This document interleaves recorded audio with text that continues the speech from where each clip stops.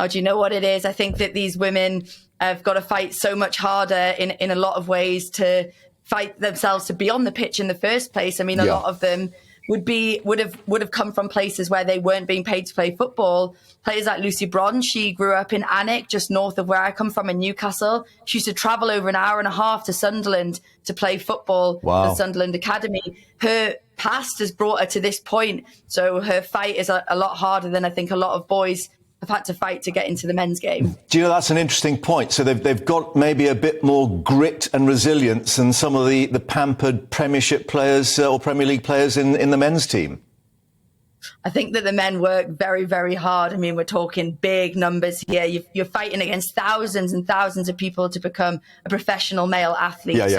They've got their own fights and they've got their own, their own hurdles to overcome. But for women in football, there are stigmas attached to it. There's a lot of grit and determination that it takes to be a professional female athlete in the game. And these women have got it in abundance. It's just, I'm so proud to be, part of this big piece in history. It's a huge moment for women's sport. It's a huge moment for England. And I genuinely believe we can go all the way. Well, on that note, of course, you're off to Wembley on Sunday. Do you hope it is Germany or France?